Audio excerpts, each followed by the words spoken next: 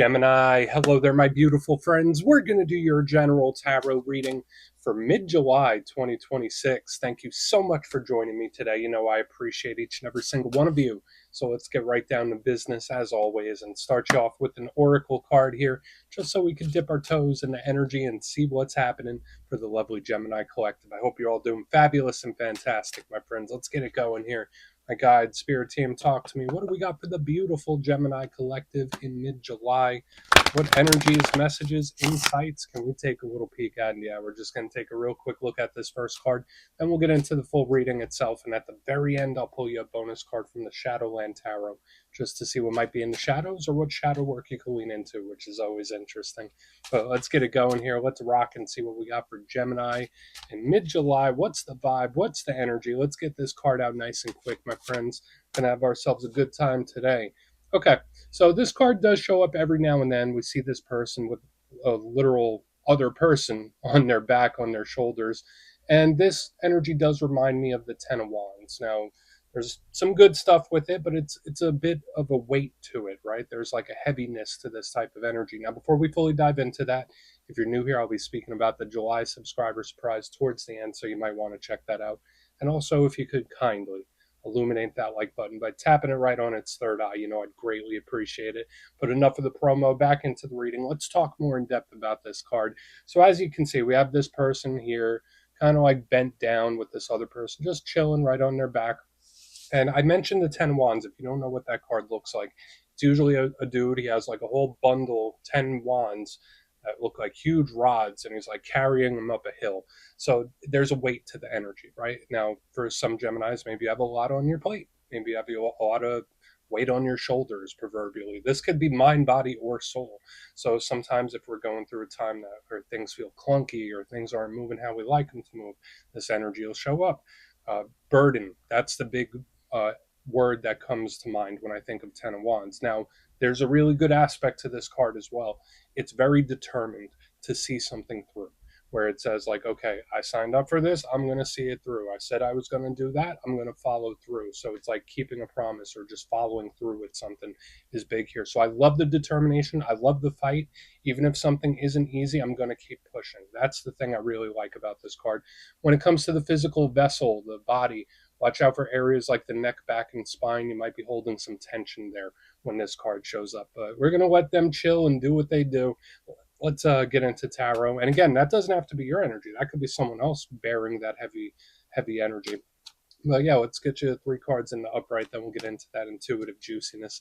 Shuffle it up one time here for the beautiful Gemini collective. And while we get this deck shuffled up and ready to go, let's talk about last week's reading. So there was a certain magnetism I was picking up last week. The reading was titled Here They Come. So I was expecting for a lot of Geminis to have their phone blowing up a little more so than normal. And it didn't just have to be a person. It could have been person, people, situations. It's like I'm pulling all this stuff to me, or something that I've been waiting on could be on its way. So just know, even if that hasn't come to pass yet, that energy could bleed over for a couple weeks. But we're going to see what shows up this week. As you know, energy is very fluid, never set in stone. So only take this how it hits for you, because we could be seeing your vibe or somebody else, right? Let's get it going. 3 cards for the lovely Geminis. What do we have here in mid-July for our good friends? Okay, 4 swords. Rest. So yeah, with that heavy energy with the Oracle, now we have the 4 swords. That's a big card of recuperation.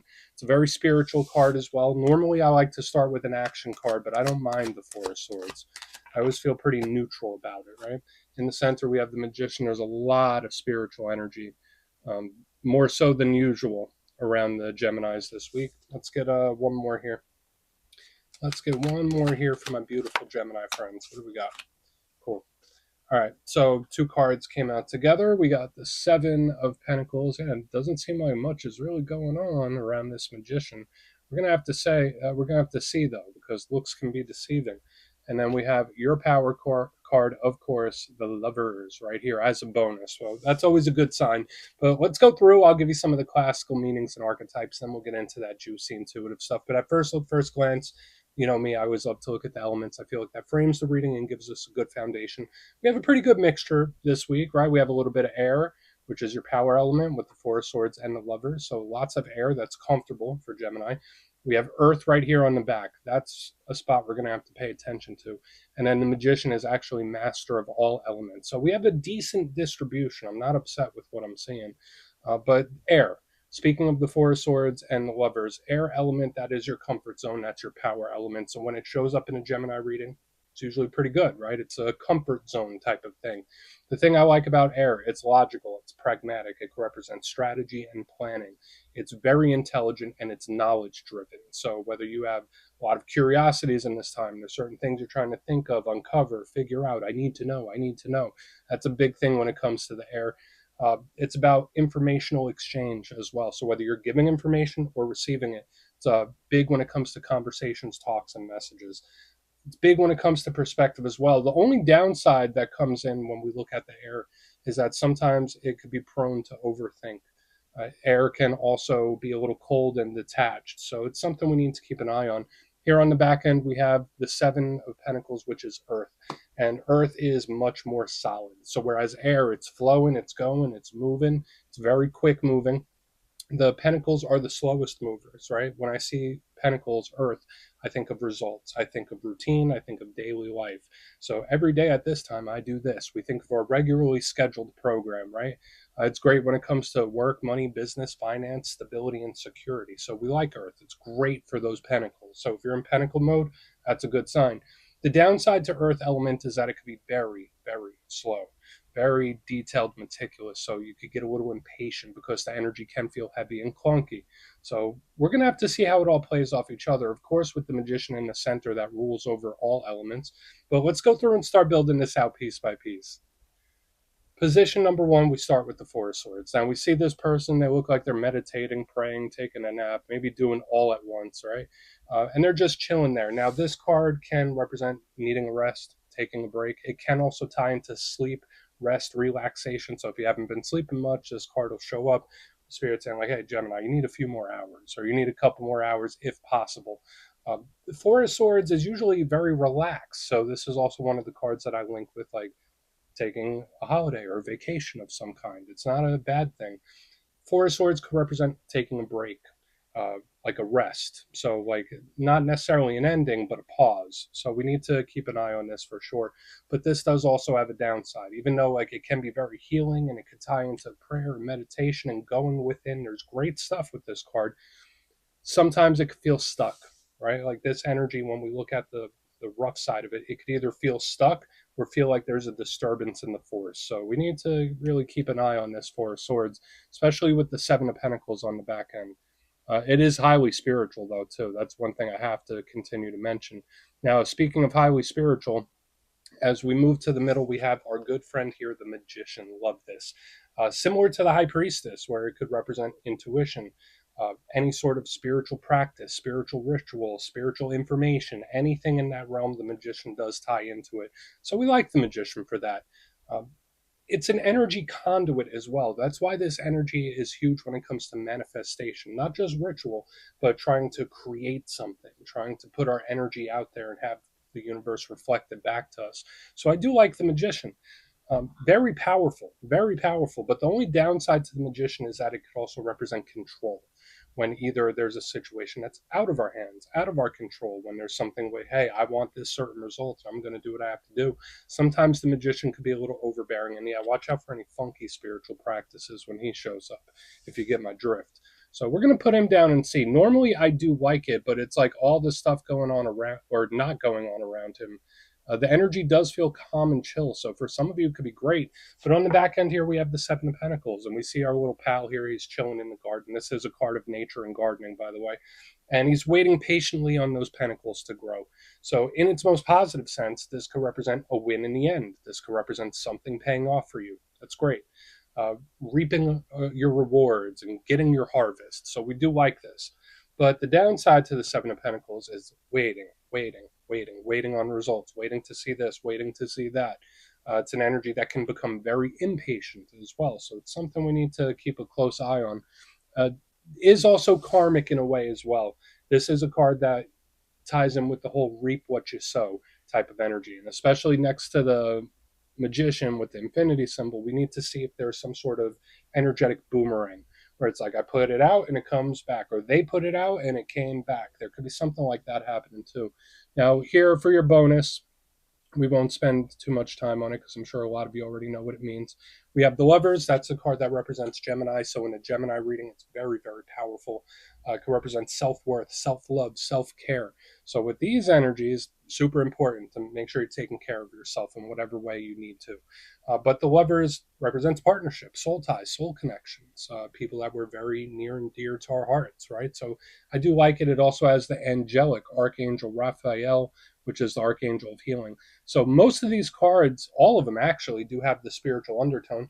But I want to dive deeper on all of it, my friends. Let's do it. Let's jump in and clarify. Okay, let's get a good shuffle here. And yes, this is where I go intuitive with the message, which means I just tell you how it feels to me. So feel free to do further research or rely on your base knowledge of tarot, because as you know, every single reading is about the reader's interpretation, and I'm just giving you mine. Let's go in on that Four of Swords.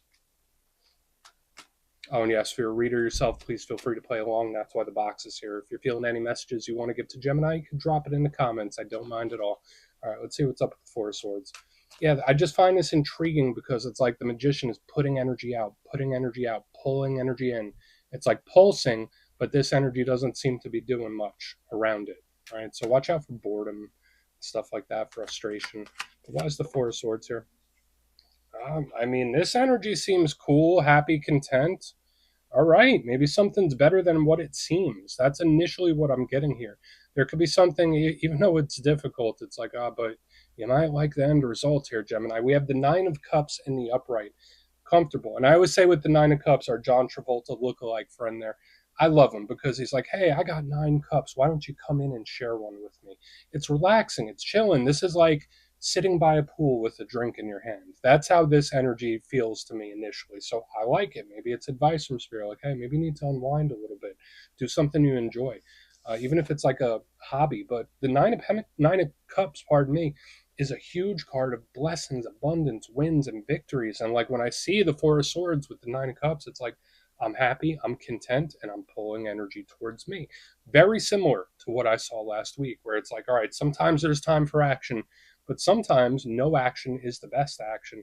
And I feel like for a lot of Geminis, there could be something, a good result, a positive win, where it's already en route. I do feel that. So very claimable right here on the front end. If I were to try to poke holes in it, the Four of Swords with the Nine of Cups could sometimes be an energy where like it can be a little stubborn in its own right too, where it's like, hey, I'm fine in my own bubble. I'm fine doing this. I don't need to change a damn thing. So like watch out for stubbornness, but I think it's good. It feels like a win to me. We're gonna keep moving. We're gonna see what's up with the Magician. So far so good. I'll take it. But let's see. Let's see why the Magician is here. Yeah, there could be a door opening up too. That's yeah. I mean that's good. I like it. All right. So this is an energy, again, it's like popping back up. I'm not sure if I've seen this for you in recent weeks, but the Eight of Wands in reverse is either one, an energy that's stopping, or two, an energy that's looping back around. And with the magnetism I've been picking up for weeks, it's like I'm pulling this thing back in. It's like you cast the fishing rod and then you reel it back in. Cast the fishing rod and you reel it back in. That's how this is feeling to me. Now, again, that could be related to work, personal relationships, where it's like, I'm going to try again, reel it in. Oh, I didn't catch anything. I'm going to try again. I don't know. It's like repeating, returning. There's this energy here that seems to be looping. Now, for some of you, that could be a great thing. If there are certain things, situations, or uh, things that you want to revisit, this could be great because this energy does seem to pop back up and return in a pretty big way. But for those of you that feel like you're living in Groundhog's Day, where it's like every day is the same, every day is the same, then this energy could get a little frustrating. Now, we do want to see what's going on here. The Eight of Wands in reverse, sometimes it can represent communication issues too, or something that's like stopping. But yeah, the main thing to me, it feels like a loop. It feels like a return. It feels like something looping. That's why I had that image of like casting a rod and reeling it back in. I don't know what that's about, but it's showing up here. So now might be a good time to revisit certain things, maybe look at things with a different perspective. That could be big. I know you beautiful Geminis are very good at that, using a wide perspective to analyze things. So it might be a good time to do it. We're going to keep going. Yeah, but there does seem to be this energy that's popping back up. That's just like big vibe returning in some kind of way. So let's go in on the Seven of Pentacles, and we'll do a quick recap. Whether you want it to return or not, I mean, that's up to personal preference, right? But it's like, yeah, we're going to reel it back in. Let's see what's up with that seven. How's that Seven of Pentacles? And again, and again. Okay. So really watch out for cycles in this time because it repeats again. So it's like once I get on this treadmill, I can't get off of it. Or once I get on this wheel, I can't jump off of it. It's so unique in that kind of way. So the Six of Swords, it could also be an energy that's laying low for the time, too. So I'm getting those two messages. Seven of Pentacles, Six of Swords in reverse. This card in the upright, which you didn't get it in the upright, is usually coming out of choppy waters into the calm. It's moving forward. Again, this is another card of vacationing, right? Holidays. We got a lot of that going on here, Gemini, so just take it into consideration. Maybe you're going to go on a cruise. But the thing I love about the Six of Swords is the improvement, right? And it's heading in a specific direction. When I see it in reverse, underneath the Seven of Pentacles, it's like I am on this wheel. I'm on this wheel. I don't want to call it a hamster wheel because, listen, cycles aren't always bad. But if you do find yourself in a bit of a cycle or a dry cycle, now might be a good time to try to break it if you don't like it. Now, if you enjoy it, if you like it, if it's predictable, that's a totally different story. But yeah, the Seven of Pentacles with this card in reverse means revisiting, looping. So that's a very strong thing. It's like I'm chilling, I'm happy. I loop, I loop, I loop, I loop. I don't know what this is. Maybe you're going on roller coasters or something like that. Super unique here. But yeah, I would absolutely watch out for cycles, cyclical thinking, cyclical situations where it's like, oh, we're doing the same thing again. It's something like that. So let's go through and do a quick recap. Then we'll get into the shadow. Again, maybe this is someone you're connected to that lives in a cycle like that. It's very possible. But if you kindly look in the box position, number one, I'm cool with it, right? We got the Four of Swords, Nine of Cups. Like I said, it feels to me like sitting by a pool with a drink in your hand. Beautiful. It feels calm. It's the only downside to it is it could be stubborn, where it's like, okay, I just won't do anything then, or I won't say anything. I'm fine over here doing my thing, which again, not bad. But this energy, there seems to be a contentment with it, and it's just chilling. It's like a chill type of vibe. In the center, we start the cycle, right? We have the Magician with the Eight of Wands in reverse. And I was saying, casting out a rod and reeling it back in. There's just something like that showing up here in a very big way. So there could be a variety of things, situations, people that are popping back up in this time. And that does happen from time to time. Like energies favor that happening. So it's like we're touching base again. And it would be a good time to put a different perspective on a situation too, where it's like, let's broaden our perspective. On the back end, we have the Seven of Pentacles with the Six of Swords. It's like, yeah, here we go again. Like the cycle repeats or the cycle continues. So if you like the cycle, awesome. If you're not a fan of it, you might want to break it because this energy keeps looping for some reason. So please take a screenshot if you want to look into that further. Let's see what's in the shadows. And yes, I always like to pull a shadow card here at the very end just to see whether it's something within you or something you don't quite see. Shadow cards don't always have to be a challenge. They could be a good thing too. So let's get you one. And if you made it to this point in the reading, please feel free to check out channel memberships. I'll put a link for it in the comments below. It's a beautiful way to support the channel, and I have much love for all my channel members. All right, let's go. Let's get this shadow card out nice and quick. There we go. Okay, cool. Judgment, again, with the looping energy. And that's the shadow side of Judgment. Now, the thing with Judgment, it's called discretion in this deck. But it is the Judgment card. Usually it's transformational, change-based, moving forward, very explosive, highly spiritual as well. It usually has the Archangel Gabriel on it, the messenger of God. But the shadow side of Judgment is either one, an energy that feels stuck and complacent, or two, it's an energy that seems to loop. It's like a record spinning, or the fishing rod thing I was speaking about. So that seems to be a very, very big theme in the energy this week, whether it's for somebody else or for yourself. Just like try to pay attention to patterns and cycles in situations and conversation in people's behaviors, because it's very important for some reason. If it shows up this much in a weekly reading, it's prominent for a reason. So we're just going to put it down right there, my good friends. I mean, unless it's someone that's afraid to change.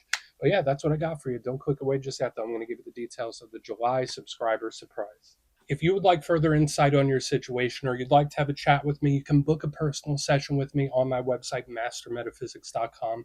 The July calendar is up and spots go quick, so you might want to check that out. But for the July subscriber surprise, doing another winner's choice, I will choose 3 lucky winners to either choose a copy of the Gilded Tarot Royale, which is one of my favorite decks of all time. It's a must have, or a handmade pendant from my website, mastermetaphysics.com. So if you'd like to get your name in for that, it's 2 simple things, as always, my friends.